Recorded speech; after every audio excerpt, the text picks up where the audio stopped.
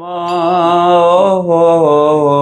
विष्णुपदाय कृष्णप्रेष्ठाय भूतले श्रीमते भक्तिवेदान्त स्वामिने इति नामिने।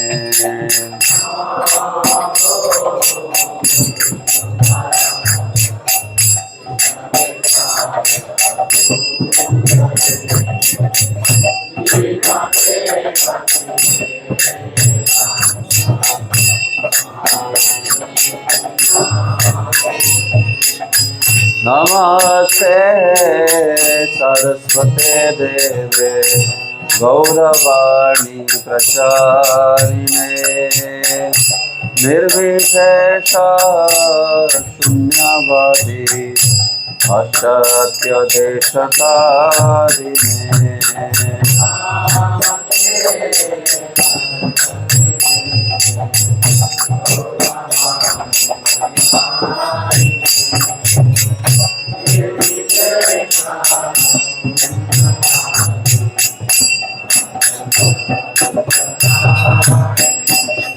जय श्री कृष्ण चैतन्य प्रभु Nityanand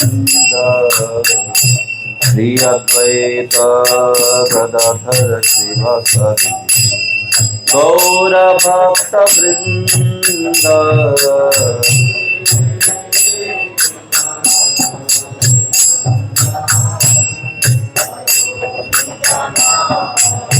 You can reduce the speed little bit.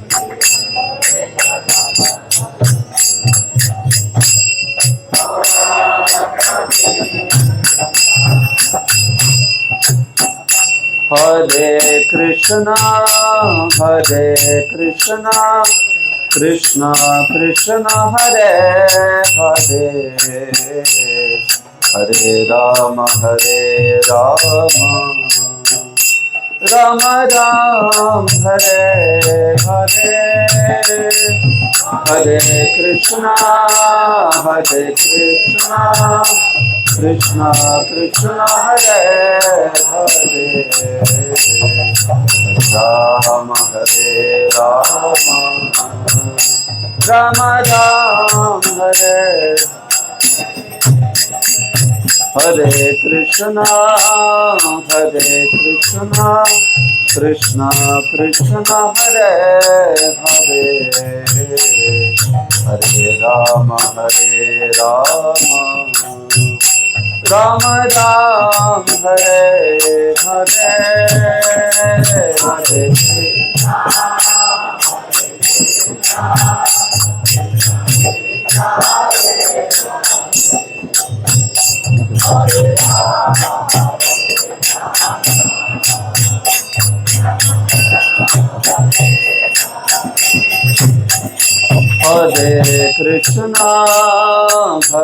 Krishna, Krishna Krishna Hare Hare,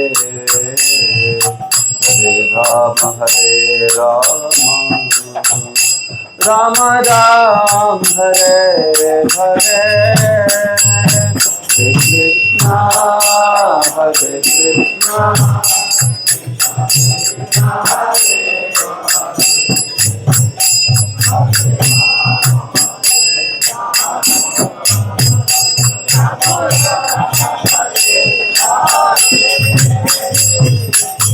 Hare Krishna, Hare Krishna, Krishna Krishna Hare Hare, Hare Rama, Rama Rama Hare Hare, Hare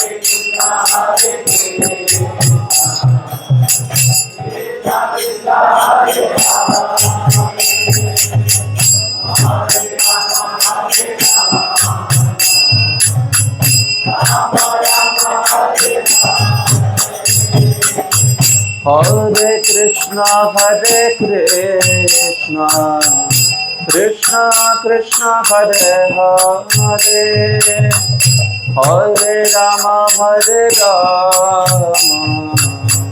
Rama Rama Hare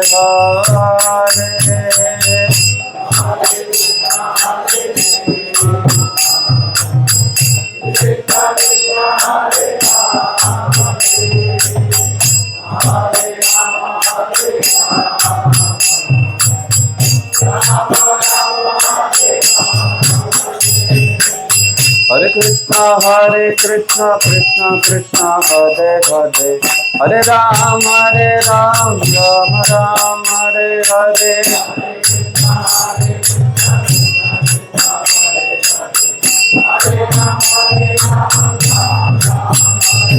Hare Krishna, Krishna Krishna, Hare Hare, Hare Ram, Ram Ram, Hare Hare.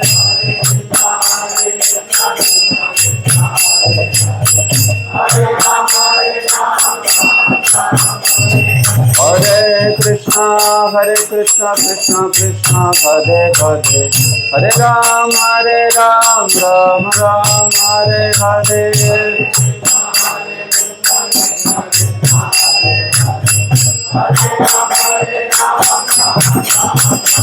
Hare Krishna, Krishna Krishna, Hare Hare, Hare Rama, Rama Ram, Hare Hare, Hare. Hare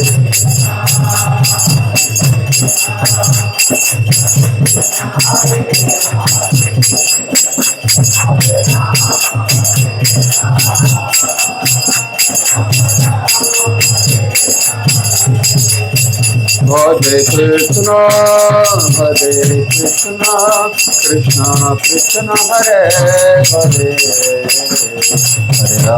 Hare Rama, Rama Ram, Hare Hare. Bol.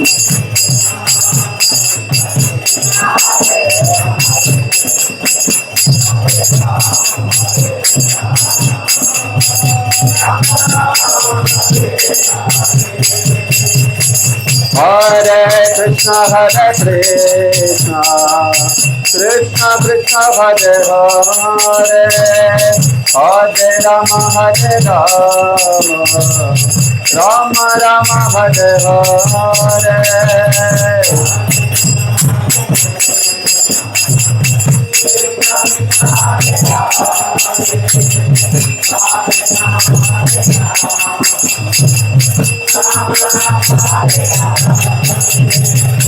Hare Krishna, Krishna Krishna, Hare Hare, Hare Rama, Rama Rama, Hare Hare.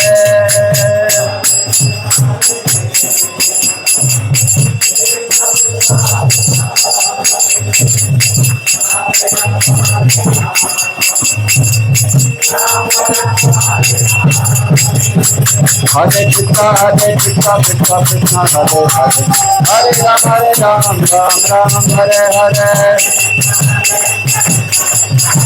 Bol. Hare Krishna, Krishna Krishna, Hare Hare, Hare Ram, Ram Ram, Hare Hare.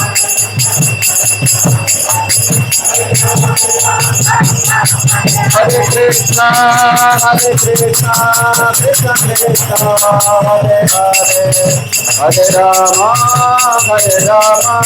Rama Rama, Hare Hare.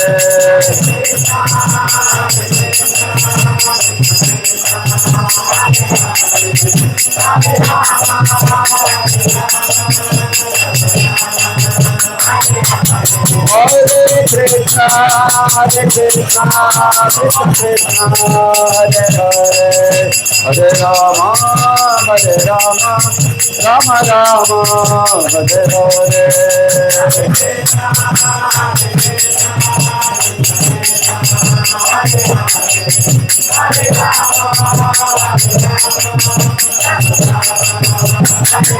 Jaya Jaya Prabhupada.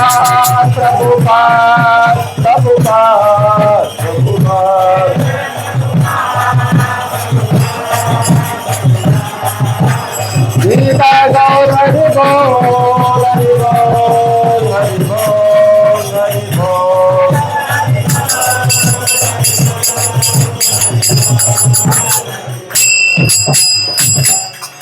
Nitai गौर प्रेमानंदे श्री हरिनाम संकीर्तनम की श्रील प्रभुपाद की।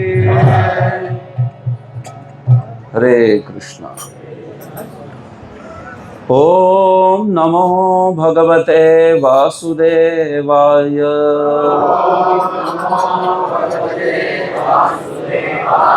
ओम नमो भगवते वासुदेवाय।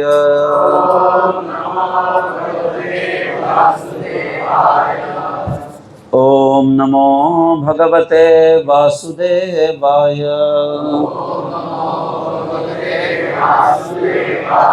नारायणं नमस्कृत्य नरं चैव नरोत्तमं देवीं सरस्वतीं व्यासं ततो जयमुदीरयेत्। नष्टप्रायेषु भद्रेषु नित्यं भागवत सेवया भगवत्युत्तम श्लोके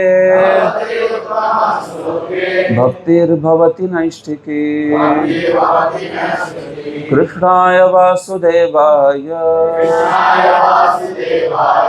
देवकी नंदनाय च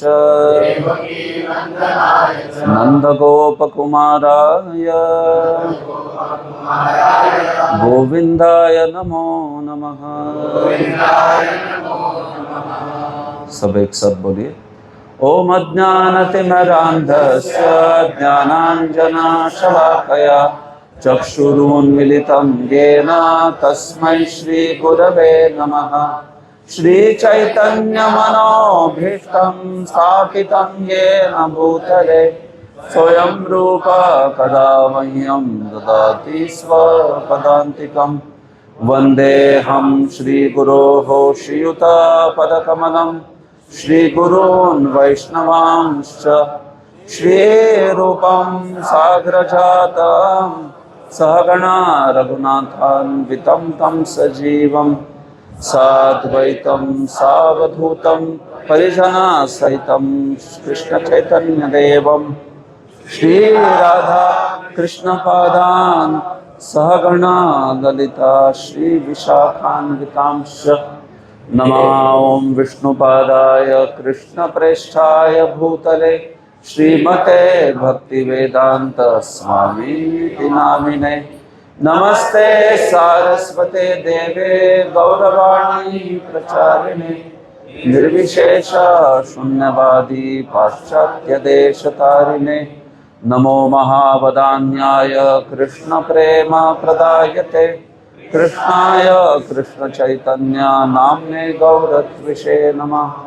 हे कृष्णा करुणा सिंधो दीनबंधो जगत्पते गोपेश गोपिका कांत राधा कांत नमोस्तुते। तप्त कांचना गौरांगी राधे वृंदावनेश्वरी वृषभानुसुते देवी प्रणमामि हरिप्रिये। वाञ्छाकल्पतरुभ्यश्च कृपा सिन्धुभ्यैव च पतितानां पावनेभ्यो वैष्णवेभ्यो नमो नमः। जय श्री कृष्ण चैतन्य प्रभु नित्यानंद श्री अद्वैत गदाधर श्रीवासादि गौर भक्त वृंद। हरे कृष्णा कृष्णा कृष्णा हरे हरे हरे राम राम राम हरे हरे। हरे कृष्णा। तो आज के सत्र में आप सबका स्वागत है। आप बोलोगे प्रभु जी आपका स्वागत है। हम यजमान हैं यहाँ पर, आप अतिथि हो। लेकिन व्यासासन पे मैं बैठा हूँ इसलिए मैं स्वागत कर सकता हूँ सबका कक्षा में। तो बहुत बहुत धन्यवाद देता हूँ आप सबको। फिर से आप सबके संग में आने का ये अवसर प्राप्त हुआ। यहाँ पे एक सत्र जो है हमने किया था और फिर से आज यहाँ पर आप सबके साथ सम्मिलित होने में अवसर प्राप्त हुआ। तो आज हम चर्चा करेंगे श्रद्धा के बारे में, शास्त्रीय श्रद्धा और लौकिकी श्रद्धा क्या होता है, और फिर साथ ही साथ उस श्रद्धा को, शास्त्रीय श्रद्धा को प्राप्त करने के लिए प्रभुपाद जी के ग्रंथों को किस प्रकार से पढ़ सकते हैं, इसके भी ऊपर में कुछ प्रैक्टिकल चर्चा करेंगे। तो आज 1 अप्रैल है, दुनिया भर में मनाया जाता है अप्रैल फूल्स डे, है कि नहीं। तो एक दिन है ऐसा जब कहते कि ये मूर्खों का दिन है या मूर्ख बनाने का दिन है। प्रभुपाद जी कहते थे माया हमें साल भर मूर्ख बना रही है। प्रभुपाद जी बोलते every day is a fool's day in material world because we are being befooled by maya. हर दिन, हर क्षण, 24 घंटा माया जो है एक भौतिकतावादी व्यक्ति को मूर्ख बनाते रहती है। आप तो भक्त बन गए, इसलिए अभी फिर आप बड़े चतुर हो गए, है कि नहीं। जय कृष्ण भक्त से ही बड़ा चतुर। कृष्ण भक्त तो बहुत बुद्धिमान होता है। तो हम लोग अभी माया के झांसे को थोड़ा बहुत समझते, है कि नहीं। तो वास्तविक जीवन में तो कृष्ण भावनामृत के विधि से ही हम लोग माया जो प्रलोभन दे रही है, मूर्ख बना रही है, उससे हम लोग बच सकते हैं। तो इसलिए कृष्ण भावनामृत जो है ये सब बुद्धिमानों का मार्ग कहा गया है कि नहीं। कृष्ण वर्णम त्विषा कृष्णम सांगोपांगास्त्र पार्षदम यज्ञे संकीर्तन प्राय यजंती ही सुमेधसः कहा है, सुमेधसः। जो संकीर्तन यज्ञ के द्वारा भगवान श्री कृष्ण का और खास करके श्री चैतन्य महाप्रभु का आराधना करते हैं कलियुग में, उनको शास्त्र कहता है कि वे सुमेधसा, सबसे बुद्धिमान है वो लोग। हरि बोल। तो आप सबसे बुद्धिमान कैटेगरी में है आप लोग सब। संकीर्तन यज्ञ के द्वारा भगवान की आराधना जो कर रहे हैं वो। तो देखिए आज के सत्र में चर्चा करते हैं कि कैसे भक्ति मार्ग के लिए श्रद्धा सबसे जरूरी होती है। उसमें भी किस लेवल की श्रद्धा? शास्त्रीय श्रद्धा। और फिर उसके बाद थोड़ी सी चर्चा प्रभुपाद जी के ग्रंथों पर करेंगे। तो देखिए 4 युग है, बराबर है। वैदिक विधि के अनुसार 4 युग होते हैं, सत्ययुग, त्रेता युग, द्वापर युग एवं कलयुग। तो हर एक युग के लिए एक युग धर्म दिया गया है, बराबर है। तो सत्ययुग में क्या युग धर्म होता है? ध्यान करना, बराबर है। कृते यध्यायतो विष्णु। फिर त्रेता युग में क्या होता है धर्म? यज्ञ करना, त्रेतायाम यजतो मखैः। द्वापर युग में अर्च विग्रहों की खास करके बहुत बड़े पैमाने पे पूजा करना। हम भी कर रहे हैं अर्च विग्रहों की पूजा, लेकिन द्वापर युग में उसको विशाल मात्रा में, इतना विशाल अर्च विग्रह सेवा होता था कि वो मुख्य युग धर्म माना है उसका। द्वापरे परिचर्यायाम कलौ तत् हरि कीर्तनात्। और कलयुग का क्या युग धर्म है? हरिनाम संकीर्तन। तो देखिए इस प्रकार से ये जो सारे मार्ग है, तो हर एक मार्ग की अपनी अपनी विशेषता होती है, उसकी अपनी अपनी एक अलग अलग मार्ग की अपनी अपनी एक अर्हता या पात्रता होती है। जैसे कलयुग में केवल संकीर्तन यज्ञ करने के लिए क्यों कहा गया है? क्योंकि कलयुग में जो ये मार्ग है भक्ति का, उसके लिए केवल श्रद्धा की जरूरत है और कुछ उसके लिए चाहिए नहीं। बाकी मार्गों में दूसरी चीजों की जरूरत है।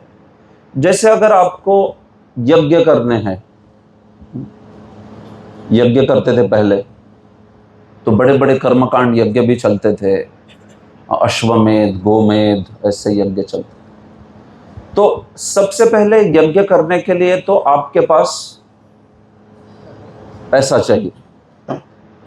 ऐसा नहीं छोटा मोटा यज्ञ, वो आजकल वो यज्ञ कुंड वो एक थैली में डाल के घूमता है ब्राह्मण।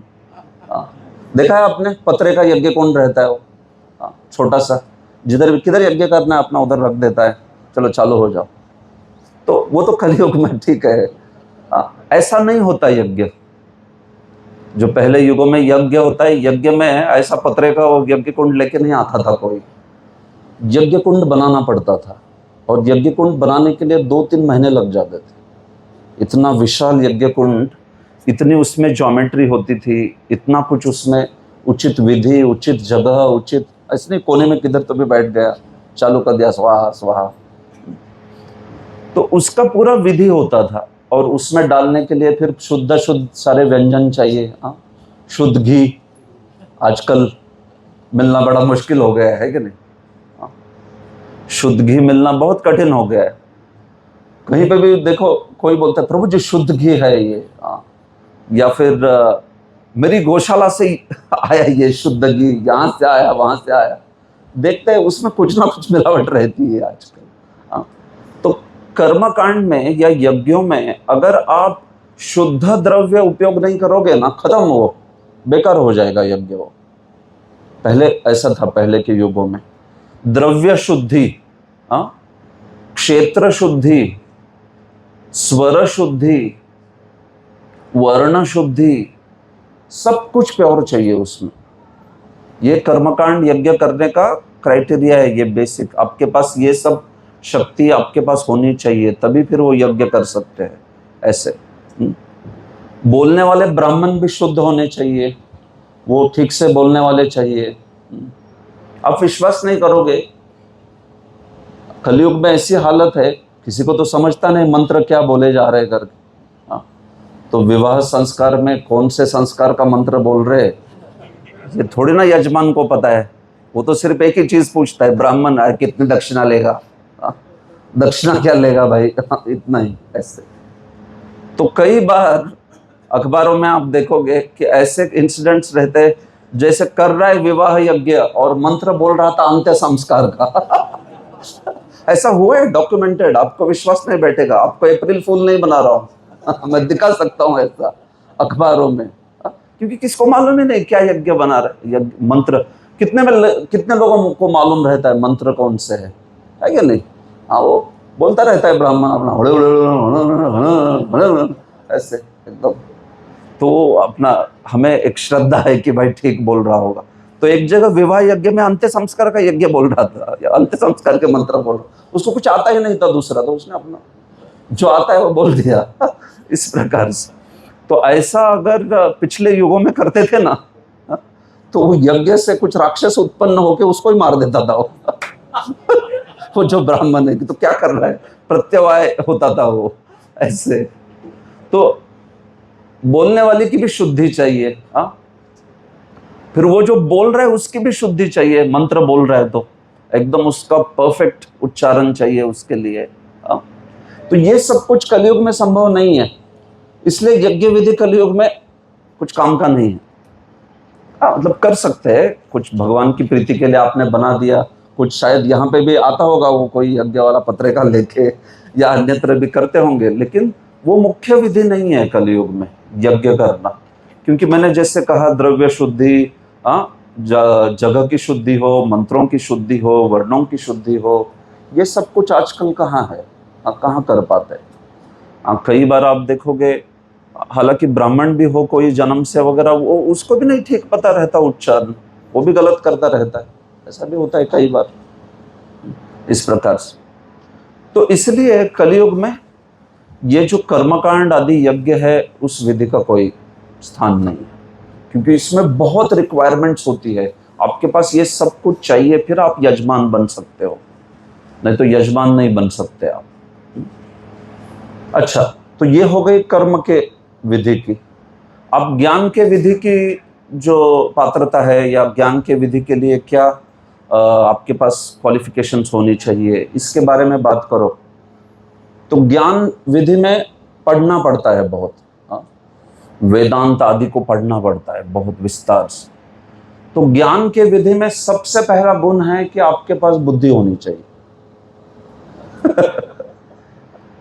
ज्ञान वालों के पास जाओगे आप तो बोले मुझे वेदांत पढ़ना है, तो और वो देखेगा कि चलो संस्कृत जानते हो, नहीं, इस श्लोक को याद कर लो, नहीं याद नहीं हो रहा है, वो बोलेगा बाहर चले जाओ, याद नहीं हो रहा तो नो एंट्री। ज्ञान के मार्ग पे आपके पास बुद्धि नहीं है ना, तो आपको कोई खड़ा नहीं करेगा उधर। ये क्राइटेरिया है ज्ञान मार्ग में, बुद्धिमान ही होना चाहिए उधर। तो उधर जो बचते हैं वो बुद्धिमान ही बचते हैं, बाकी सबको बाहर निकाल लेते हैं वो ज्ञान मार्ग में। ऐसे नहीं कोई भी चला गया करके, एकदम कोई ऐसा विरला हो सकता है जिसको गुरु ने एकदम कुछ कृपा कर दी, और लेकिन तो भी इन जनरल क्राइटेरिया ज्ञान मीन्स आपके पास स्मरण शक्ति होनी चाहिए, आकलन शक्ति होनी चाहिए, याद रखने की आपके पास ताकत होनी चाहिए। अब पढ़ने का पहले तो रुचि होना चाहिए। आजकल पढ़ने की मतलब बात कर दे तो क्या, जैसे ही बुक खोल दिया पढ़ना तो लोग है कि नहीं। क्लास में भी भाई कोई जो बोल रहे प्रभु जी कुछ तो सुना रहे कथा, तो थोड़ा सा आनंद आता है, लोग सुन लेते हैं, लेकिन पढ़ने का बोल दिया तो फिर तो बुक है और वो है, कौन देख रहा है अपना आराम से। ऐसा तो पढ़ने की रुचि, समझने की रुचि तो बहुत कम है कलयुग में, खास करके देखा जाए तो। और दूसरा, ज्ञान मार्ग अगर पालन करना है ना जीवन में, तो सबसे पहला एंट्री क्राइटेरिया है कि तुमको संन्यास लेना पड़ता है। ये बात है, ज्ञान मार्ग को बगैर संन्यास के तुम कर ही नहीं सकते। वेदांत का पठन करना है तो सबसे पहला वो बोलेगा ठीक है संन्यास लिया है क्या, हाँ जाओ, नहीं लिया तो निकलो इधर से, ऐसे। तो ये ज्ञान मार्ग का विधि है। अभी कलयुग में लाई है ये सब पात्रताएं, देखिए फिर अब कितने लोग जो है कि इस प्रकार का वेदांत आदि का पठन करने के लिए तैयार है, वैसी बुद्धि रखते हैं। हाँ, हम लोग स्मरण शक्ति की बात कह रहे थे, आज सुबह क्या खाया, किसी को पूछ जाए आप प्रभु जी आपने सुबह क्या खाया, क्या खाया, ऊपर कल या परसों का बोल देंगे कुछ, तो फिर याद आएगा आज सुबह कुछ खाया ही नहीं। स्मरण शक्ति कलयुग में सब ह्रास होता जाता है, स्मरण शक्ति आदि आदि सब चीजों का, बराबर है, भूलते हैं, हम भूल जाते हैं कई बार एकदम। तो ये कलयुग का स्वभाव है, सारी चीजें उसका ह्रास होता है, ह्रास मतलब कम होती जाती है। प्रायन अल्पायुष सभ्य कलावस्मिन युगे जना मंदाहा सुमंद मतयो मंद भाग्या विपद्रुता। कलयुग के लोगों का, उनके गुणों का संकीर्तन किया है भागवत में। क्या संकीर्तन है, कलयुग के लोग प्राय न अल्पायुषा, कलयुग में प्राय सब लोग अल्पायुषी है, हाँ ज्यादा जीते नहीं है कोई, है कि नहीं। प्राय न अल्पायुषा सब कला उसमें युगे जना मंदहा, और लोग बड़े मंद है। मंद मतलब आलसी, आलसी व्यक्ति को मंद कहते हैं। हाँ बहुत आलसी है लोग, भौतिक संसार भौतिक कार्यों के प्रति भी आलस होता है लोगों को काफी बार। अच्छा कोई आलसी नहीं है तो मंदहा सुमंद मतयो, तो कोई आलसी नहीं है तो हो सकता है कि वो ऐसा व्यक्ति बहुत बुद्धिमान नहीं है। कोई बुद्धिमान भी है तो वो मंद भाग्य यानी बहुत भाग्यशाली नहीं है। कोई दूसरे ही गलत साधु के प्रति चला जाता है इस प्रकार से।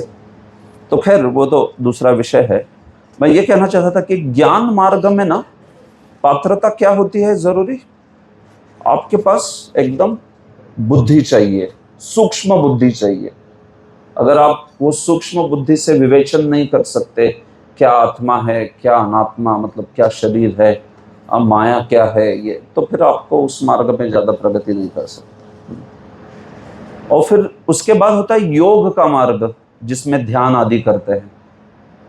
योग के मार्ग में क्या जरूरत होती है सबसे ज्यादा, व्यक्ति के पास इंद्रिय संयम होना चाहिए।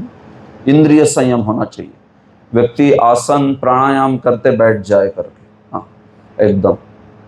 आजकल ऐसे बिठा दो कोई किसी को, थोड़ा बोल, 2 मिनट बैठ जा भाई शांति से, तुरंत 2 मिनट भी नहीं बैठ सकता, और तुरंत व्यक्ति निकालना चाहे क्या व्हाट्सएप पे मैसेज आया है, क्या है, कुछ ये कुछ।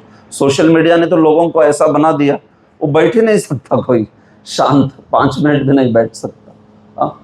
तो उसको तो बैठ के मेडिटेशन करना है। आप सोचो, योग के लिए बहुत अच्छा इंद्रिय संयम चाहिए, मन संयम चाहिए।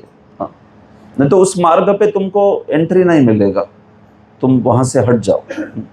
और योग मार्ग का भी पालन करने के लिए संन्यास लेना जरूरी है। संन्यास के सिवा उस मार्ग में ये नहीं करने देते, उस मार्ग का अनुशीलन नहीं करने देते। तो ये बात है। तो बात चली जहां तक योग मार्ग की, तो उसकी भी अपनी पात्रताएं हैं। इंद्रिय संयम होना चाहिए, व्यक्ति ने संन्यास ग्रहण लेना चाहिए, करना चाहिए। तो देखिए, कर्म मार्ग, योग मार्ग, ज्ञान मार्ग, इस प्रकार की पात्रताएं हैं। तो इसलिए ये मार्ग कलयुग में ज़्यादा उनका प्रभाव नहीं है, या फिर वो कलयुग के लिए बताए नहीं गए हैं। कलयुग के लिए एकमात्र मार्ग है, वो क्या है? भक्ति का मार्ग। जिस भक्ति मार्ग में ये सब जो पात्रता है, इसकी जरूरत नहीं है। आप लोग पहली बार यहाँ पे भक्तों के संग में आए तो उधर दरवाजे पे कोई खड़ा था क्या? सैलरी सर्टिफिकेट दिखाओ, कितनी सैलरी मिलती है तुमको, ऐसा कोई पूछा आपको? हाँ, आपके पास कितना धन दौलत है, इतना है तो ठीक, नहीं तो निकलो इधर से बाहर। बिल्कुल नहीं। भक्ति मार्ग में कर्म मार्ग की तरह आपके पास बहुत द्रव्य, यानी बहुत कुछ ये चाहिए, पैसा आदि, ये कोई पूछता है ऐसा? बिल्कुल नहीं, क्योंकि वैसी जरूरत नहीं है। भक्ति मार्ग में द्रव्य शुद्धि, स्थल शुद्धि, स्वर शुद्धि, वर्ण शुद्धि, ये सब पहलू भक्ति मार्ग में जरूरी नहीं है। हाँ, है कि नहीं? हम लोग संकीर्तन करने के लिए कोई भी जगह पे कर लेंगे। हाँ, यज्ञ में ऐसा नहीं होता। यज्ञ आपको शुद्ध जगह पे ही करना पड़ता है, नहीं तो फिर उसका फल नहीं मिलेगा, उल्टा फल मिलेगा एकदम। लेकिन संकीर्तन का ऐसा है क्या? संकीर्तन कहीं पे भी बैठो, शुरू हो जाओ। और प्रभुपाद जी कहते थे वो जगह वैकुंठ बन जाएगी। ये संकीर्तन का स्वभाव है। नाहम तिष्ठामि वैकुंठे योगिनाम हृदयेषु वा तत्र तिष्ठामि नारद यत्र गायन्ति मद्भक्ता। भगवान तो कहते हैं कि हे नारद, मैं तो वैकुंठ में भी नहीं रहता, मैं तो योगियों के हृदय में भी नहीं रहता। जहाँ मेरे बारे में, मेरे गुणों का कन्हैया देश के भक्त वृंद कीर्तन करते हैं, मैं वहां रहता हूँ। ऐसे भगवान कहते हैं। तो देखिए, भक्ति में ये सब शुद्धियों की जरूरत नहीं है। यहाँ पे कोई भी प्रवेश जो है कर सकता है। अच्छा, ज्ञान की पात्रताएं। हम लोग भक्ति में आए तो कितने लोगों ने बोला, ए तुम में ज्यादा बुद्धि नहीं है, चलो निकलो इधर से बाहर? बोला किसी ने? हाँ, भक्त लोग तो एक ही बोलते हैं, प्रसाद खा सकते हो ना, फिर आ जाओ। और कौन है जो खा नहीं सकता प्रसाद? ऐसा कोई है? मेरे को प्रसाद खाने को आता नहीं, ऐसा कोई बोलेगा? देखो, एक चीज हर भक्त करने में एकदम एक्सपर्ट है, वो है प्रसाद खाना। हर भक्त उसमें एक्सपर्ट है। ऑफ कोर्स भक्त तो बहुत चीजों में एक्सपर्ट है, बाकी भी सेवा करने में वगैरह वगैरह, लेकिन प्रसाद तो एकदम सबसे सरल सेवा है। एक बार हम लोग प्रचार कर रहे थे तो एक लड़का आता था और सिर्फ प्रसाद लेता था। पहले उसको सिर्फ प्रसाद अच्छा लगता था वगैरह। तो एक बार जब थोड़ी बात कर रहे थे, तो फिर हमने देखा ये तो सिर्फ प्रसाद ही लेता है। कभी हाँ चलो ठीक है, लेकिन कभी तो बोले कुछ और सेवा करता हूँ वगैरह, ऐसे वैसे। तो उसको पूछ लिया कि अरे तुम कुछ और सेवा करना चाहोगे क्या? अरे प्रभु, मैं इतना पतित हूँ, कुछ भी दूसरी सेवा नहीं कर सकता, केवल प्रसाद ले सकता हूँ करके। और बोले मैं बोला ये तो पतित हूँ वगैरह, ये बोलना कहाँ से सीखा? बोला नहीं, भक्तों ने ही सिखाया। तो भक्तों ने ये नहीं सिखाया कि मैं पतित हूँ और इसलिए मैंने सेवा करनी चाहिए? नहीं बोला, बोले प्रभु इतना पतित हूँ और मेरे जैसे लोगों के लिए महाप्रभु आए हैं।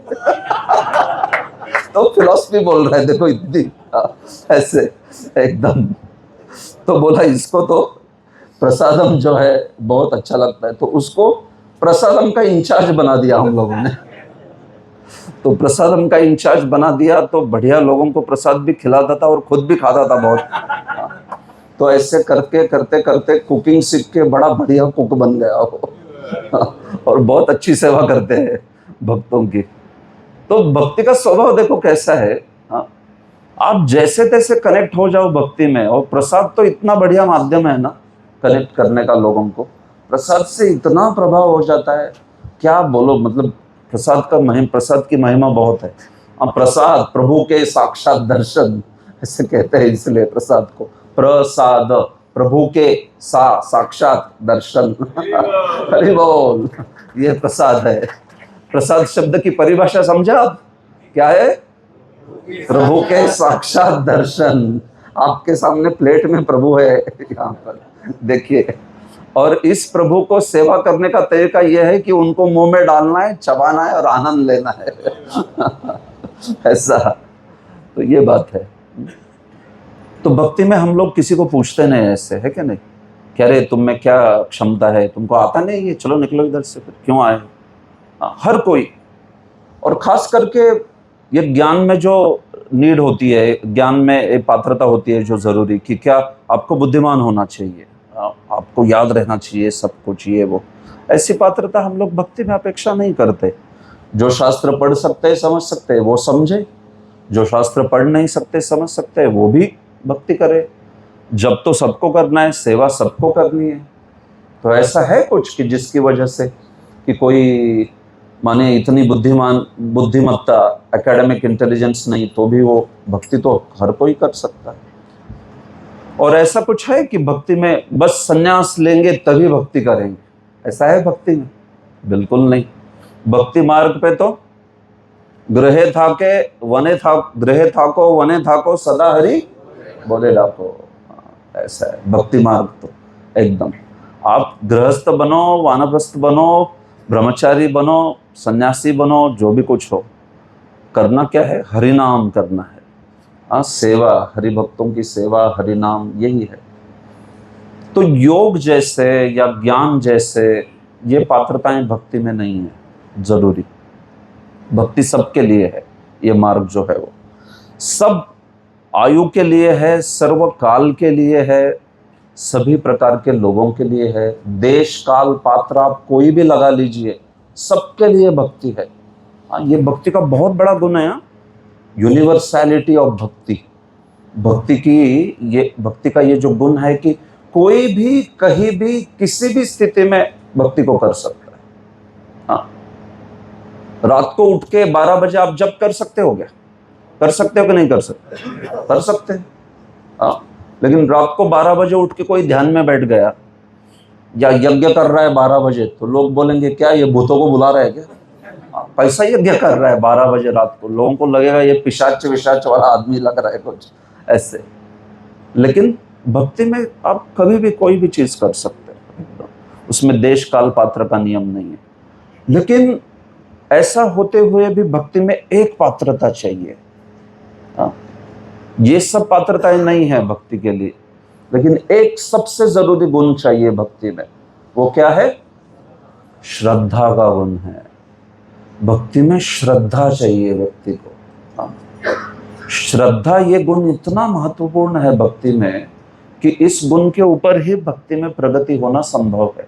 अगर श्रद्धा नहीं है तो आप पर बहुत कृपा बरस रही है, लेकिन उसका आप ज्यादा फायदा नहीं उठा पाओगे। क्यों? क्योंकि श्रद्धा नहीं है, अश्रद्धालु है व्यक्ति। हाँ,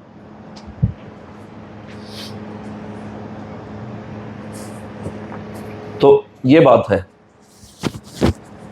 भक्ति के मार्ग पे श्रद्धा का बहुत महत्व बताया गया, और ये श्रद्धा होती है दो प्रकार की। एक होती है शास्त्रीय श्रद्धा और दूसरी होती है लौकिक श्रद्धा। तो क्या अंतर है दोनों में, लौकिक श्रद्धा और शास्त्रीय श्रद्धा में? इसको समझते हैं। श्रद्धा तो चाहिए भक्ति मार्ग में, लेकिन किस प्रकार की श्रद्धा चाहिए ये भी जानना पड़ेगा।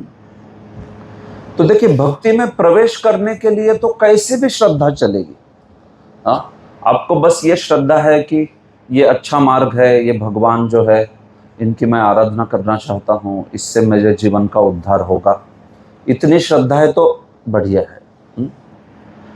लेकिन ये जो श्रद्धा होती है ये लौकिक स्तर पर होती है। हाँ, लौकिक मतलब क्या, जैसे किसी को पूछा जाए कि आप भक्ति क्यों करते हो, तो मेरे पिताजी ने कहा इसलिए मैं भक्ति करता हूँ। किसी और को पूछा आपने, आप भक्ति क्यों करते हो, मेरा दोस्त है वो भक्ति करता है इसलिए मैं भी करता हूँ। कल को दोस्त ने छोड़ दी भक्ति, मैं भी छोड़ दूंगा। दोस्ती दोस्ती। हाँ, तो भक्ति में आने के लिए कई प्रकार के कारण हो सकते हैं। कोई हो सकता है उसके बचपन से उसके नाना नानी या दादा दादी भक्ति करते थे, इसकी वजह से व्यक्ति ने सोचा मैंने भी ये करना चाहिए, इसलिए वो भक्ति में आ गया। या कोई हो सकता है हमारा दोस्त था, वो दोस्त भक्ति में आ गया, हमको भी लेके आ गया। मेरे भी जीवन में ऐसे ही हुआ। अब फर्स्ट ईयर में मैं जब इंजीनियरिंग में पढ़ता था तो प्रभु जी आते थे हम लोगों को भक्ति के बारे में बताने के लिए। तो प्रभु जी जब आते थे तो 5 मिनट पहले मैं निकल जाता था रूम से कि प्रभु जी जो है उनको मिलना ना पड़े करके। तो 5 मिनट में पहले निकल जाता था। और फिर प्रभु जी आते थे, सारे हॉस्टल में मेरे रूम में जो छात्र थे उनको बताते थे भक्ति के बारे में कुछ, और फिर अंत में सबके लिए प्रसाद दे के चले जाते थे। बहुत बढ़िया मैसूर पाक प्रसाद देते थे। हाँ, बड़ी अच्छी स्वीट है। और मेरे लिए भी छोड़ के जाते थे, हालांकि मैं तो गायब 5 मिनट पहले। तो ऐसा उन्होंने 1 साल किया। अब सोचो, 1 साल उन्होंने ऐसा किया। हर बार जाते थे, मतलब 1 हफ्ते में 2 बार आते थे। तो ऐसा पूरा 1 साल भर, फर्स्ट ईयर तक मैं उनके हाथ में लगा नहीं कभी। हाँ, फर्स्ट ईयर तक आते थे वो, तो 5 मिनट पहले चला जाता था। मुझे मालूम भी नहीं था तब ज़्यादा भक्ति के बारे में। और फिर मुझे लगता था कि ये लोग साधु बनाते हैं लोगों को, टकला बना देते। ऐसा मेरा डर था। मालूम नहीं था बाद में अपने को वही हेयर स्टाइल करनी है। ऐसा एकदम जो डर था मुझे एग्जैक्टली, तो भगवान ने एकदम उसी मार्ग पे ला दिया। ऐसे तो ये आते थे और मैं चला जाता था, लेकिन उन्होंने पूरा साल भर प्रसाद रख जाते थे। तो मैं भी इतना ये था, भले उनके क्लास नहीं करता था लेकिन प्रसाद मांग लेता था अपना, मेरा प्रसाद दो ऐसे, क्योंकि ऐसी है ना, खाने की बात आ गई तो एकदम ऐसे। तो ऐसा 1 साल होने के बाद फिर मुझे एक दिन एक मेरा मित्र बोला कि यार तू 1 साल से उस व्यक्ति को मिलता नहीं है, क्या बेशर्म आदमी है, तू चल आज। तो नहीं, मैं बोला नहीं, उस दिन एक क्रिकेट की मैच थी, बोला मुझे मैच देखनी है। नहीं, बोला चलो। तो मुझे एकदम खींच के लेके गया उस प्रोग्राम में, और वो प्रोग्राम था राधे श्याम प्रभु का। इस ग्रेस राधे श्याम प्रभु बड़े महान भक्त है पुणे में। तो जब उनको सुना तो मेरे को लगा कि अरे 1 साल बर्बाद किया मैंने तो। इतना बढ़िया उन्होंने ज्ञान दिया, भक्ति के बारे में समझाया। तो बोला अभी कल से शुरू मैं भी आऊँगा एकदम। तो फिर वो जो प्रभु जी रूम में आते थे, अगले दिन जब आए, 2-3 दिन बाद आए मेरी रूम में, तो फिर उनका स्वागत करने के लिए मैं ही खड़ा रहा सबसे। तो प्रभु जी मुझे बोलते कि चलो आज मेरे मैसूर पाक का फल जो है मिल गया मुझे। तुम आने लगे प्रोग्राम में, ऐसे करके। और फिर बहुत अच्छे भक्त है वो, बहुत अच्छे भक्त है। उन्होंने पुणे में आज बहुत अच्छा ख्याल रखते थे सबका। ऐसे तो इतने अच्छे से हमारे प्रश्नों का उत्तर दिया, समझाया ये वो वगैरह। तो फिर तुरंत 1 साल में फिर हम भी 16 माला तक आ गए, तुरंत सारे के सारे भक्त वगैरह इस प्रकार से। तो मैं ये कहना चाहता हूँ कि कई बार हमें हमारे मित्र जो है वो भक्ति में लेके आ जाते हैं, है कि नहीं। तो आप भक्ति कर रहे हो तो कारण हो सकता है बहुत सारे हो। मुझे मित्र की वजह से, मित्र ने भक्ति में ला दिया, या किसी माता पिता हमारे परिवार में हैं और पहले से भक्ति करते हो इसलिए हम भक्ति करने लगे, या फिर हो सकता है सोशल मीडिया से हमने कुछ देख लिया इसलिए मंदिर में आ गए। कभी कभी हो सकता है कुछ चीज़ें, जैसे कभी कभी लोग अंग्रेजी सुधारने के लिए इस्कॉन में आते हैं। आपने ये भी देखा होगा, खास करके भारत आदि में कई बार लोग क्यों इस्कॉन जाते हैं तो बोलते हैं अरे इधर अंग्रेजी अच्छा बोलते हैं सब, तो अपन भी जाएंगे, अंग्रेजी सीख लेंगे। अच्छा, हाँ, खास करके भारत आदि में ये पहलू काफी दिखाई पड़ता है। या कुछ लोग जाते हैं इस्कॉन में, बोलते हैं कि अरे उधर बहुत बड़े बड़े बिजनेसमैन लोग आते हैं, तो थोड़ा जरा कांटेक्ट हो जाएंगे अपने। अलग अलग टाइप से। हाँ, तो जो भी कारण से हो हम लोग इस्कॉन में आए, हाँ, तो कुछ ना कुछ एक कारण होगा जिससे हमारी श्रद्धा उत्पन्न हुई, बराबर है। कोई हो सकता है दोस्ती के कारण आया, कोई हो सकता है नाना नानी ने बताया इसलिए आया, कोई हो सकता है अन्य कुछ कारण से आया। तो ये जो कोई भी कारण है जिसके कारण भक्ति में थोड़ी श्रद्धा उत्पन्न हुई कि ये लोग अच्छे हैं, मैं जिनके पास जा रहा हूं ये लोग अच्छे हैं, उसको बोलते हैं लौकिक श्रद्धा। ये जो श्रद्धा है ना कि ये अच्छे लोग हैं, तो ये हो गई लौकिक श्रद्धा। तो ये शुरुआत में तो ठीक है, हाँ? लेकिन जैसे हम भक्ति में आगे बढ़ते हैं ना, ज्यादा समय देते हैं, माला करने लगते हैं, तो हमारी लौकिक श्रद्धा बननी चाहिए शास्त्रीय श्रद्धा। हाँ, क्या अर्थ है इसका भी? तो शास्त्रीय श्रद्धा वो श्रद्धा होती है जिसमें आप भक्ति क्या है, भक्ति का गंतव्य या भक्ति का प्रयोजन क्या है, भक्ति का उचित विधि क्या है, भक्ति में मैंने क्या इच्छा रखनी चाहिए, हाँ? भक्ति किस प्रकार से करनी चाहिए, इसको आप शास्त्र के आधार पे समझते हो और उसका महत्व समझ के जब आप भक्ति करना प्रारंभ करते हो, वो हो गई शास्त्रीय श्रद्धा। तो शुरुआत में तो लौकिक श्रद्धा भी ठीक है, जैसे तैसे भक्ति में आना चाहिए व्यक्ति ने। ये न केन प्रकारेण मनः कृष्णे निवेशयेत् कहा है। लेकिन एक बार आने के बाद फिर आपको देखना चाहिए कि क्या मैं सही समझ रहा हूं, ये विधि क्या है भक्ति का, भक्त लोगों का क्या स्वभाव होता है, भक्त कैसे सेवा करते हैं, भक्तों का क्या मन में भाव होता है, किस विचार से करते हैं। ऐसे जैसे कोई ऐसा एक्सीडेंटली कोई एक जगह पे आ गया मानो, या कोई दूसरी, हम लोग गलती से कुछ ऐसे दुकान में घुस गए कि जहां पे हमें लगता था कि वहां पे क्या मिलते हैं, कपड़े मिलते हैं, लेकिन अंदर जाने के बाद पता चला कि वहां पे तो हीरे मिलते हैं। तो हम लोग तो क्या इच्छा से गए थे कि कपड़ा मिलता है इधर कुछ, लेकिन अंदर जाने के बाद पता चला कि इधर तो हीरे मिलते हैं। तो क्या आप बोलोगे क्या, अरे मैं तो कपड़ा लेने के लिए आया था, मैं जाता हूँ, कपड़ा नहीं मिलता इधर, कपड़े की जगह हीरा मिल रहा है, तो लोगे कि नहीं लोगे? बिल्कुल लोगे, क्योंकि कपड़े की क्या कीमत है और हीरे की क्या कीमत है, बराबर है।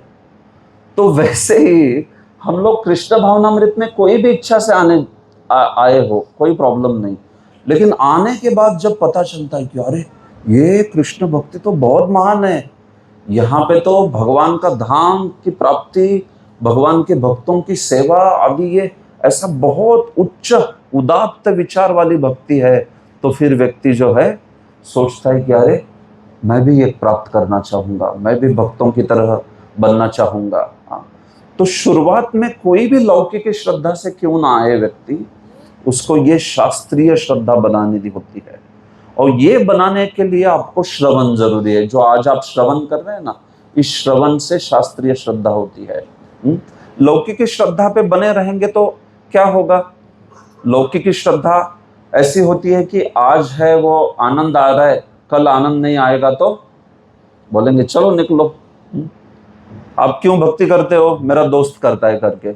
मानो अगर कल दोस्त चला गया तो फिर क्या करोगे? तो मैं भी चला जाऊंगा।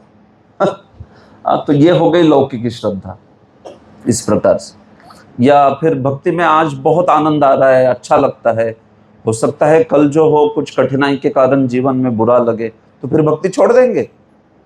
नहीं। तो ये जो है ये लौकिक श्रद्धा का स्वभाव है। हमें शास्त्रीय श्रद्धा जब लाएंगे ना, तो उस श्रद्धा के माध्यम से अपनी भक्ति जो है वो दृढ़ रहेगी। अब भक्ति का विश्वास कभी जाएगा नहीं, श्रद्धा कभी जाएगी नहीं। तो इसलिए कोई भी कारण से कैसे भी आप भक्ति से जुड़ गए हो, कोई परेशानी नहीं, बहुत अच्छा है। आप भक्ति में आ गए ना, जैसे तैसे भी कैसे भी विचार से, बहुत अच्छा है। लेकिन यहाँ से आगे अभी मुझे भक्ति में श्रवण करना चाहिए, मुझे भक्ति के गुणों के बारे में, भक्ति की पात्रता, भक्ति की सेवा, भक्ति में कैसे क्या इच्छा होती है भगवान के भक्तों की, इस भाव को ग्रहण करके उसको समझ लेना चाहिए। तो ये बात है। तो इसके लिए सबसे जरूरी चीज है कि प्रभुपाद जी के ग्रंथों के साथ हम जुड़ जाए। देखो, जिसको सुनना अच्छा लगता है भक्ति में, उसने सुनना चाहिए। जिसको पढ़ना अच्छा लगता है, उसने सुनना और पढ़ना भी चाहिए। सब कुछ संभव है भक्ति में। हाँ, ऐसे जरूरी नहीं कि सिर्फ पढ़ने वाला वही भक्ति में आगे प्रगति करेगा या भक्ति को समझ लेगा। नहीं, श्रवण करने में तो बहुत महिमा है श्रवण की। श्रवण करने से भी आप समझ सकते हो सारी चीजें, बहुत अच्छे से समझ सकते हो। लेकिन श्रवण हो या प्रभुपाद जी के ग्रंथों को पढ़ना हो, इसमें रुचि होनी चाहिए, इसमें रुचि हमने विकास करना चाहिए। और इसको विकसित करने के लिए सबसे बढ़िया क्या गुण होता है कि इसको जैसे तैसे कर देना चाहिए। आप करोगे तो और अच्छा करने का मन करेगा। जैसे उदाहरण देता हूं, लोग, अभी ये उदाहरण थोड़ा नकारात्मक है, लोग शराबी कैसे बनते हैं?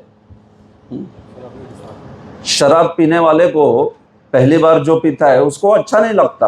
हाँ, मेरा अनुभव नहीं, हाँ मैंने सुना है। आप बोलोगे प्रभु जी को कैसे मालूम? हाँ, बहुत अच्छे से बता रहे हैं।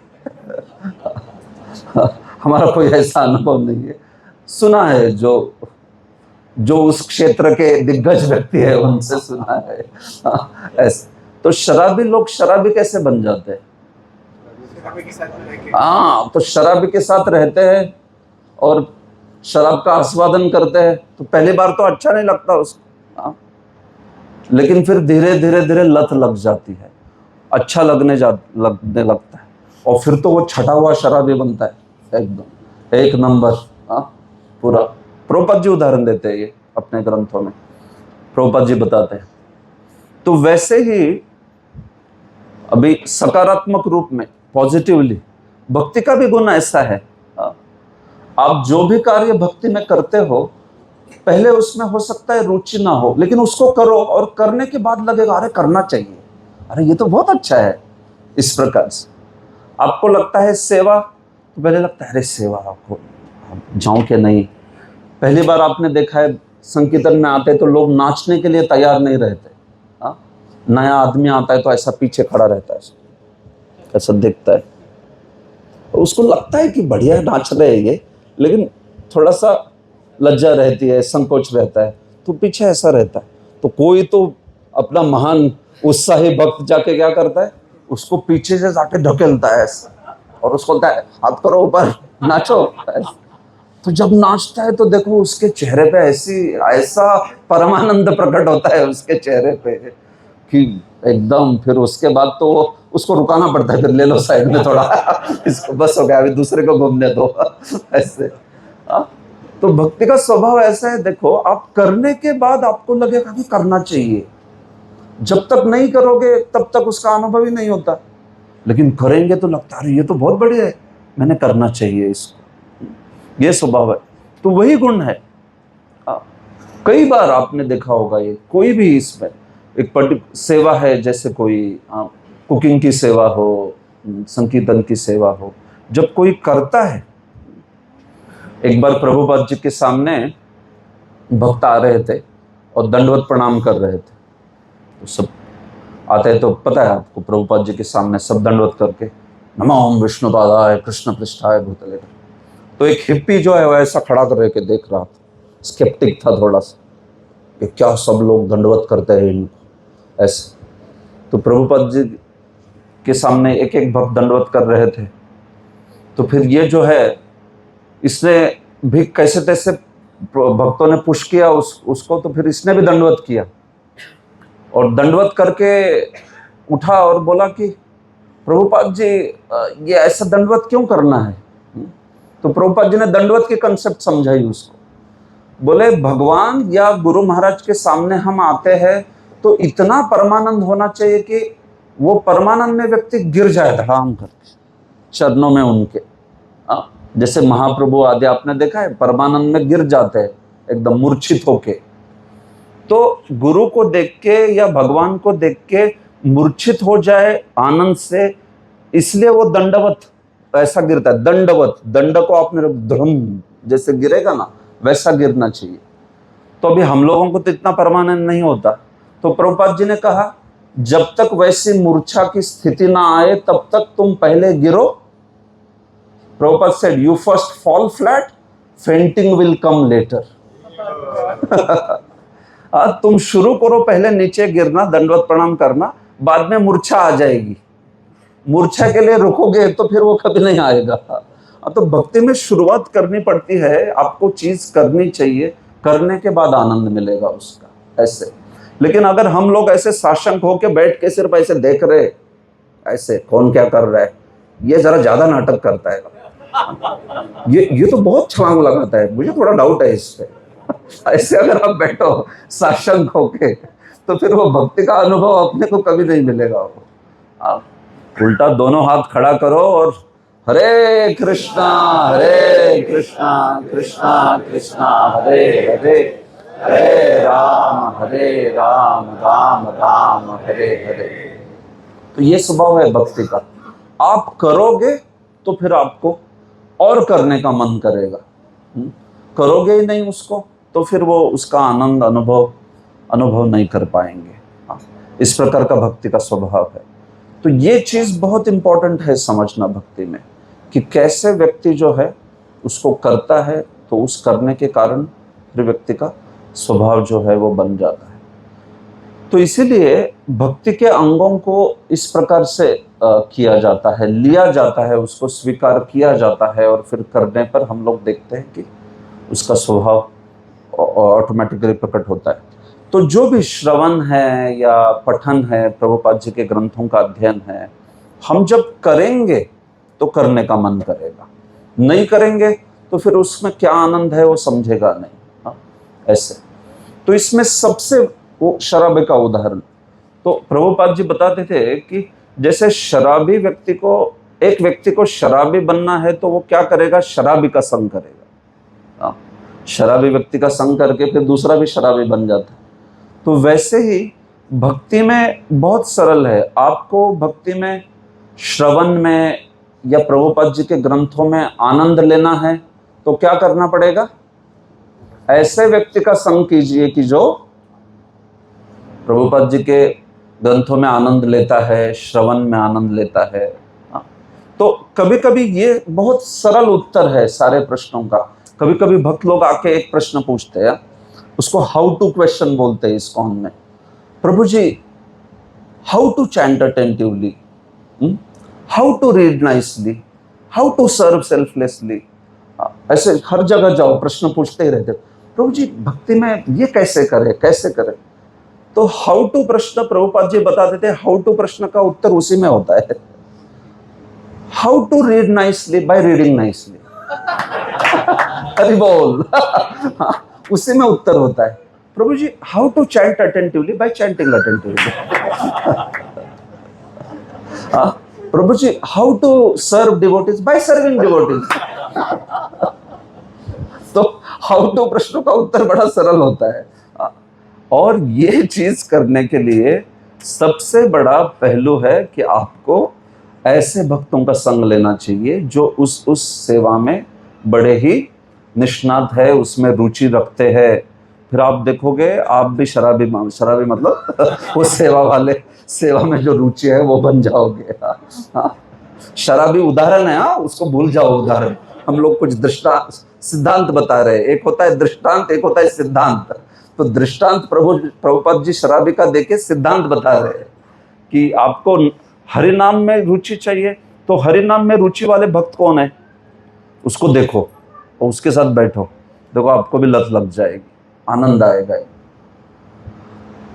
प्रभुपाद जी के ग्रंथों का अध्ययन करना है अच्छे से, तो देखिए कौन है प्रभुपाद जी के ग्रंथों का अध्ययन अच्छे से कर रहा है, उसके साथ बैठ जाओ और देखो आपको भी बढ़िया लगेगा उसको। हाँ, संकीर्तन, सेवा, जो भी कुछ है, सेवा वाले भक्त होते हैं कुछ, जैसे किचन, कुछ भक्त होते हैं वो पूरा किचन में सेवा करेगा, दिन रात वो सेवा करते रहेंगे।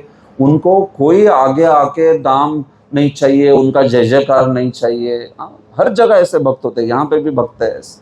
किचन में सेवा करेंगे और वो दिन भर उधर सेवा करते हैं। भक्त लोग आएंगे, प्रसाद वसाद लेके जाएंगे, सब कुछ। फिर उसके बाद में इतने सारे पात्र है, वो वेसल्स, बर्तन आदि है, वो उसको धोने को लग जाएगी ये मंडली, और सेवा होके बस खुश मंडली ये सब सेवा करके ही ऐसे। तो देखो ये सेवा का जो आनंद उसको मिल रहा है, अगर हमें भी वो आनंद चाहिए तो फिर उसके साथ बैठना पड़ेगा, ये बात है। तो स्वभाव भक्ति का ऐसा है। हाँ, तो अगर आप अगली बार मुझे पूछोगे प्रभु जी हाउ टू बिकम सिंसियर, तो उत्तर उसी में है, क्या है? By becoming sincere. How to become sincere. So how to का वो अर्थ होता है कि हर चीज में आपको संग ले ले तो फिर आपको बहुत बढ़िया आनंद आएगा। तो ये प्रभुपाद जी के ग्रंथों के लिए भी ये बहुत महत्वपूर्ण पहलू है। हाउ मच टाइम हुआ? 10 मिनट्स। Okay fine. तो ये लास्ट चीज कहूंगा मेरे बोलने में अभी, अंतिम। तो जहां तक बात है प्रभुपाद जी के ग्रंथों का, मैंने शास्त्रीय श्रद्धा आज का विषय है ना, इसलिए मैं खास करके ग्रंथों को जोड़ रहा हूं उसको। शास्त्रीय श्रद्धा आपको चाहिए तो फिर आपको शास्त्र का श्रवण करना पड़ेगा, बराबर है? नहीं तो फिर शास्त्रीय श्रद्धा कैसे होगी? वो या तो श्रवण करे या पठन करे, मतलब प्रभुपाद जी के ग्रंथों को वाचन करे।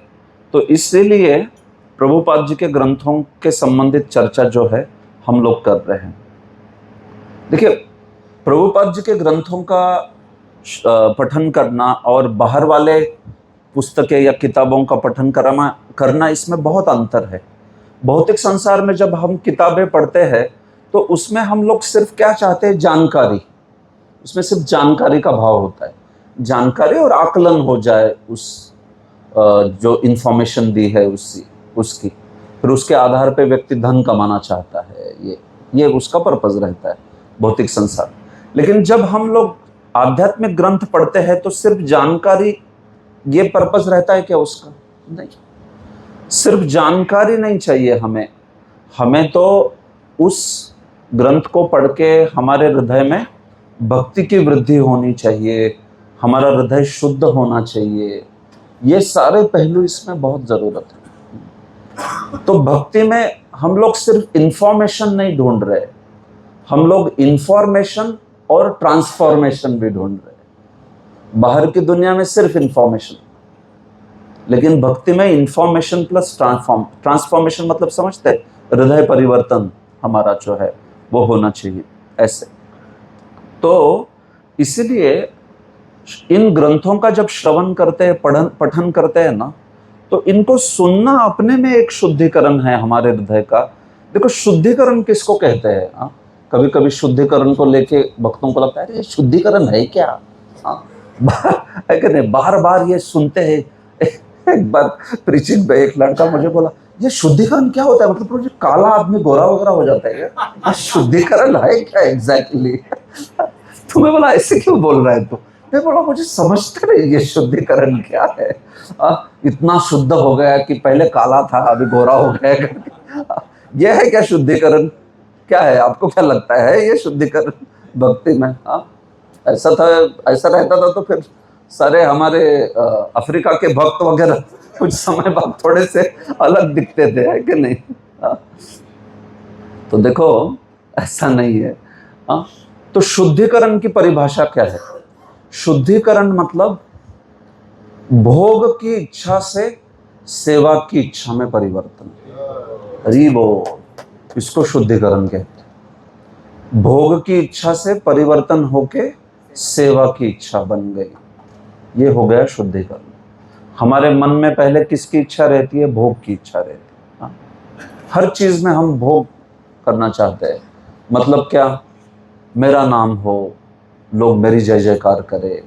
कुछ भी सेवा की तो बढ़िया सेवा की, तो जब उस सेवा के गुणगान का समय आता है तो उधर हम पहुंच जाते हैं और लोग बोलते हैं अरे किसने किया? आपके दास थे। आपका दास। वो बोल रहा है आपका दास, लेकिन अंदर सोच रहा है बॉस का बॉस है मैं। एकदम सेवा किसने किया, मैंने की, एकदम ऐसे, है कि नहीं? तो बराबर जहां पे सेवा का अप्रिसिएशन है उधर बराबर पहुंच जाता है वो। ऐसे कभी कभी तो हो सकता है दूसरे की सेवा का श्रेय भी ले लेते हैं हम लोग, ऐसे एकदम। हाँ, हमारी टीम ने मिला के सब कुछ कुछ बनाया हो वगैरह वगैरह, तो बेचारे टीम वाले तो उधर बर्तन मांज रहे, ये महात्मा आ गए और ये बोले हाँ ये बस दास की टीम ने किया है। दास की टीम ने किया है ये, इस प्रकार से। तो ये अच्छी बात है, हम सेवा कर रहे, लेकिन हो सकता है कि हम उस सेवा का आनंद उठाना चाहते हैं, भोग करना चाहते हैं इस प्रकार से कि हमारा नाम हो उसमें, हमारी प्रतिष्ठा हो, ये भी भाव हो सकता है। भले उस सेवा से आपको कोई पैसा नहीं चाहिए, ऐसा नहीं मैंने सेवा की थोड़ा माल इधर दे दो करके, नहीं, सेवा पे पैसे का भाव नहीं हो सकता, लेकिन हो सकता है मान का भाव हो, प्रतिष्ठा, सब लोग जाने किसने सेवा की है करके, ऐसे। सब बुक डिस्ट्रीब्यूशन हो गया तो एकदम आपको मालूम है, आप पहले नंबर पे हो तो पूछ रहे बाजू वाले को, पहला नंबर किसका है? मैं नहीं जानता किसका है पहला। अरे प्रभु जी आपका ही? अच्छा मेरा ही है। अरे आप समझ गए मेरी ग्लोरी, मेरी महिमा को आप समझ गए, ऐसे। तो इस प्रकार का, तो ये भोग का जो भाव है, इससे हटके जब भाव पूरी सेवा का बन जाता है तो उसको शुद्धिकरण कहते हैं। व्यक्ति शुद्ध हो रहा है, मतलब बहुत ऐसे, तो उस वक्त उसको कुछ सेवा में ही आनंद है फिर। देखो मैं ये बात कह रहा हूँ, इतनी आसान नहीं है ये। इसको, इस भाव को विकसित होते होते अच्छा खासा नानी याद आ जाती है एकदम। लेकिन एक भक्त का स्वभाव है कि वो इसको चाहता है कि भाई मुझे तो कृष्ण आपकी सेवा कर लो, इसमें ही आनंद है, बस आके बाकी आप गुणगान करे न करे वो आपकी इच्छा है, लेकिन मैं तो सेवा से खुश हूँ। मुझे सेवा मिल गई, भक्त प्रसन्न हो गए, बहुत बढ़िया, ऐसे। तो इस भाव को शुद्धिकरण कहते हैं। और ये प्रभुपाद जी के ग्रंथ हम जब सुनते हैं तो प्रभुपाद जी ने इस प्रकार से ग्रंथ लिखे हैं ना कि हमें ये चीजें प्रभुपाद जी जैसे ऐसे है कि आपको बोलते हैं डायरेक्ट प्रभुपाद जी। हम पढ़ते हैं तो ऐसा लगता है वो मुझे बता रहे हैं ये चीज, एकदम मेरे जीवन में क्या कठिनाई है उसको समझते हुए हमें बता रहे हैं ऐसे। तो ऐसे लिखे हैं वो किताबें प्रभुपाद जी ने, एकदम ऐसे है जैसे आप प्रभुपाद जी के सामने बैठे हो और अकेले को प्रभुपाद जी आपको क्लास दे रहे, कैसा रहेगा वो? तो वैसा है वो प्रभुपाद जी के ग्रंथों को। और प्रभुपाद जी बोलते इसलिए एक भक्त को चाहिए कि वो पूजा लाभ प्रतिष्ठा की अपेक्षा ना करे। तो हमें याद आता है, हाँ मैंने कब कब पूजा लाभ प्रतिष्ठा की अपेक्षा की, इस प्रकार। तो ये प्यूरिफिकेशन के एस्पेक्ट है, शुद्धिकरण। ऐसा भौतिक किताबों में होता है कभी? भौतिक किताब पढ़ के ऐसा शुद्धिकरण होता है किसी का? उससे तो और बढ़ता है लोगों का अहंकार। लेकिन प्रभुपाद जी के ग्रंथों को पढ़ेंगे तो वो अहंकार जो है उसको, उससे शुद्ध होते होते व्यक्ति सेवा के भाव में आने लगता है, ऐसे। और प्रभुपाद जी बहुत जानकारी के भी पीछे नहीं है, अपने ग्रंथों में बहुत कुछ जानकारी देना चाहते हैं ऐसा भाव नहीं है प्रभुपाद जी का। प्रभुपाद जी का भाव क्या है कि आप भक्ति के मूलभूत तत्वों को समझो और फिर आप भगवान के भक्तों की सेवा करो, अच्छे से जप करो, उसको जीवन में उतारो। इस पे बहुत एम्फेसिस है प्रभुपाद का, बार बार इस चीज को कहते हैं प्रभुपाद जी की हमने भक्ति के नियमों का पालन करना चाहिए, 16 माला जप करना चाहिए, हम भक्तों की सेवा करनी चाहिए, इस पे। तो जब हम ग्रंथों को सुनते हैं ना तो ये बार बार याद दिलाते हैं प्रभुपाद जी हमको, एकदम। नहीं तो कभी कभी कैसे होता है, कुछ कुछ लोग होते हैं कि उनको सिर्फ भक्ति के तत्वों का डिस्कशन करने में आनंद आता है, चर्चा करने में आनंद आता है। जब प्रैक्टिकल सेवा की बात रहेगी तो गायब हो जाते वो एकदम ऐसे। तो बोलने के लिए बताएंगे एकदम कि अरे ये क्या बढ़िया, तीसरे स्कंद में ऐसे कहा है वगैरह। अच्छा आप कितने माला करते हैं? माला अभी शुरू नहीं किया। तो ऐसे क्यों? तो ये जो भक्ति का मार्ग है उसमें आपको प्रैक्टिकल चीज बहुत जरूरी है। तो मैं प्रभुपाद जी के बुक के पहलू बता रहा हूँ कि जैसे प्रभुपाद जी के बुक में आप पढ़ते हो तो मानो ऐसे लगता है जैसे व्यक्तिगत शिक्षा दे रहे आपको। दूसरी चीज है कि उससे शुद्धिकरण होता है हमारे हृदय में। तीसरी चीज उसमें ये बात है कि बार बार प्रभुपाद जी दोहराते हैं, पुनरुक्ति करते हैं, जिससे कि हम लोग उसको गंभीरता से ले लें एकदम।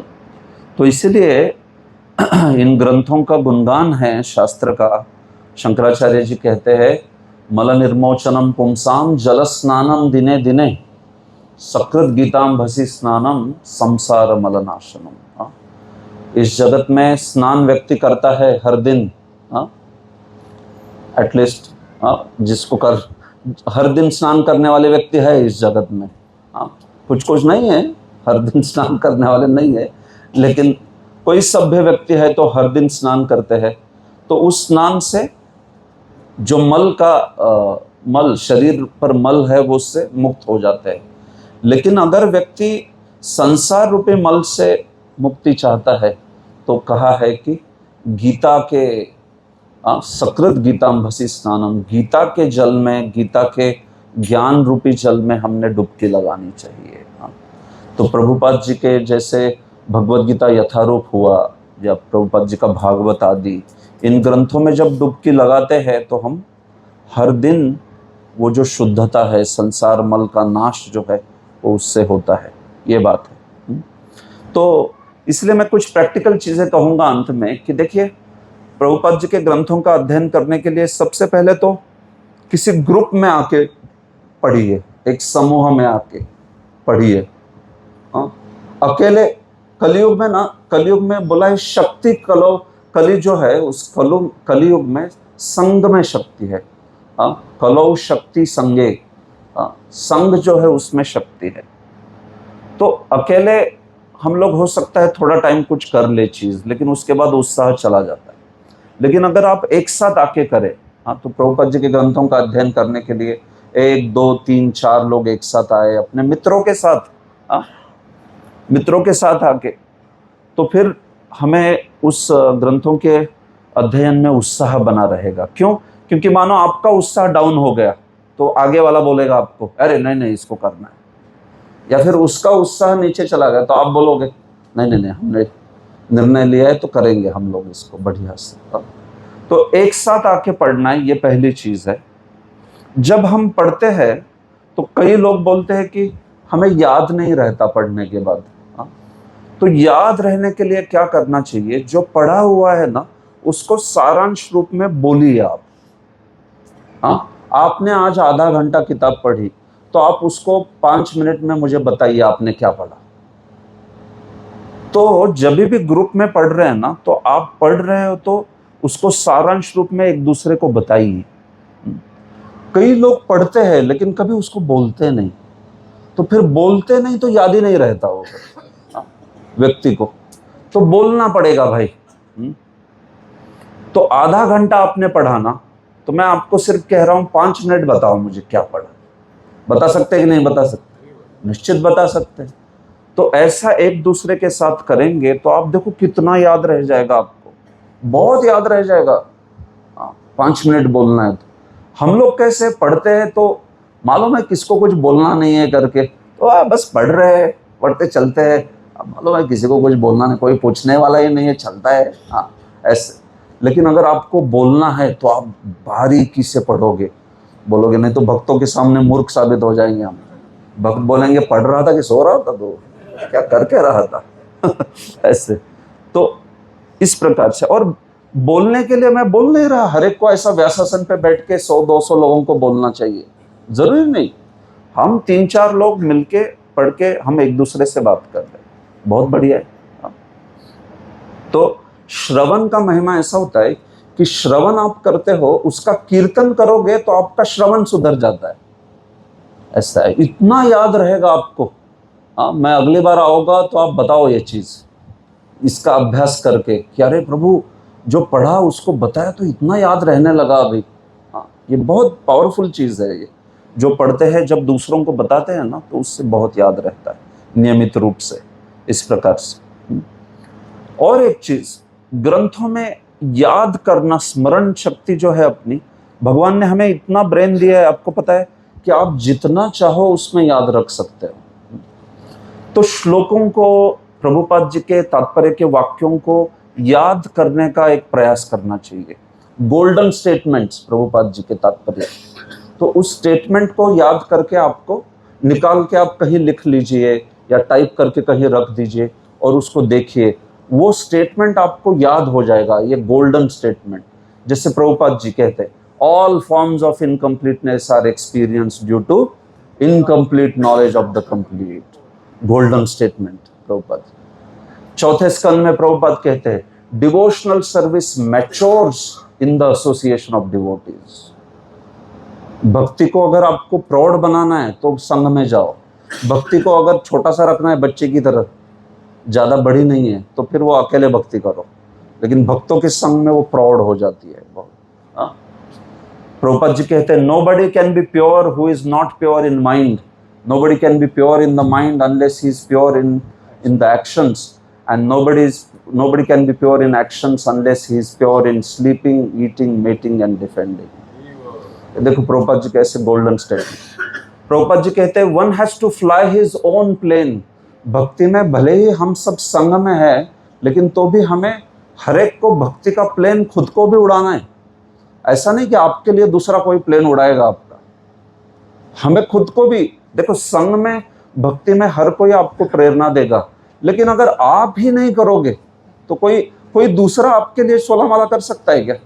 ये मैंने रखा है, ये आदमी ये मेरे लिए 16 माला करता है, ऐसा चलेगा? तो भगवान बोलेंगे वो उसको भेजो, फिर मैं लेके जा रहा हूँ, तुम इधर ही रहो। तो भक्ति में ऐसा नहीं होता कि दूसरे आदमी को रख लिया, वो खुद करना पड़ता है सब कुछ जो है वो ऐसे। तो ये बात है, तो समझ रहे हैं ना इस चीज को कैसे है। तो इसलिए बहुत जरूरी है ऐसे गोल्डन स्टेटमेंट्स। घोड़े को आप पानी तक ला सकते हो, लेकिन पानी पिला नहीं सकते, वो तो खुद को ही पीना है उसको। तो वैसे भक्त अपने को भक्ति में प्रेरणा देंगे, लेकिन अब करना हमको है अंत में, ये जरूरी है। तो ऐसे ऐसे सुंदर सुंदर वाक्य लिखे हैं प्रभुपाद ने, आप इसको नोट कीजिए, कहीं पे डायरी में नोट कीजिए। हम लोग डायरी लगते थे उन दिनों, तो डायरी में ये सब गोल्डन स्टेटमेंट्स रहते थे, और बीच में निकाल के ऐसे देखते थे, अच्छा ये यहाँ पर ये ऐसे करके। आजकल तो और भी क्या क्या सिस्टम आ गई, सारा फोन में ही आप डाल सकते हो, गड़ कभी भी चाहिए देख लीजिए। ऐसे श्लोकों को याद करना, इस प्रकार से इसको याद रखना। तो ऐसे कई पहलू है, जिस पहलू को आप जीवन में उतारोगे। 2-3 प्रकार के बुक्स को एक साथ पढ़ सकते हो, थोड़ी सी लीला भी पढ़ते चलिए, थोड़ा सा तत्वज्ञान भी पढ़िए। कभी तत्वज्ञान ही पढ़ रहे हैं तो आदमी थोड़ा सा कुछ थक जाता है, तो लीला का भी एक ग्रंथ पढ़ते रहिए। आज मेरा शुक्रवार का दिन है, आज मैं पढ़ता हूँ लीला वाला ग्रंथ, रविवार के दिन मैं पढ़ता हूँ तत्व का ग्रंथ। ऐसी सिस्टम बनाइए बढ़िया, तो उधर से आपको लीला वाले मुद्दे मिलेंगे जो बताइए लोगों को। बहुत आनंद आता है लीला में, तो लोगों को लीला बताइए तो बहुत आनंद आता है सब। और फिर तत्व वाले भी वहाँ से वो वाक्य लोगों को बताइए, एक दूसरे को बताइए। तो कई बेस्ट प्रैक्टिसेस है। आई थिंक यहाँ पे मैं रुकूंगा क्योंकि समय के अनुसार, बट कहने का यही तात्पर्य है कि कभी अगली बार चर्चा करेंगे कि विस्तार से कि एक प्रभुपाद जी के तात्पर्य को कैसे पढ़ा जाता है वो भी। लेकिन यहाँ पे मैं कुछ प्रैक्टिकल चीज़ें जो कि आपको हेल्प करेगी ये बोलना चाहता था। तो आज के सत्र में हमने चर्चा की कि कैसे भक्ति के लिए एकमात्र निकष है श्रद्धा का। 2 प्रकार की श्रद्धाएं, लौकिक श्रद्धा और दूसरी शास्त्रीय श्रद्धा। और उस शास्त्रीय श्रद्धा को विकास करने के लिए क्या करना पड़ेगा? प्रभुपाद जी के ग्रंथों का अध्ययन करना पड़ेगा, श्रवण आदि करना पड़ेगा। उसके लिए हमने इस प्रैक्टिकल इसका भी चर्चा की। आप सबका बहुत बहुत धन्यवाद, इस प्रकार से आपने ध्यानपूर्वक रूप से सुना। श्रील प्रभुपाद की, ग्रंथराज श्रीमद् भागवतम की, निताय गौर प्रेमानंदे।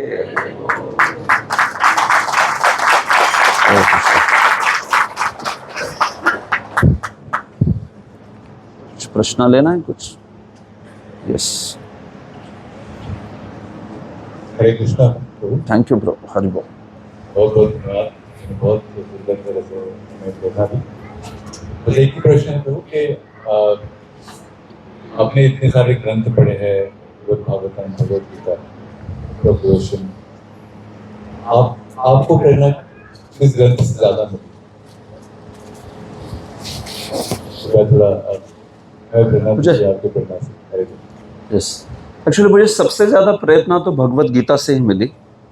हाँ, अभी प्रयास कर रहा हूँ अभी भी प्रेरणा पाने का, लेकिन मैंने 9वीं कक्षा में भगवत गीता प्रभुपाद जी की पहली बार पढ़ी।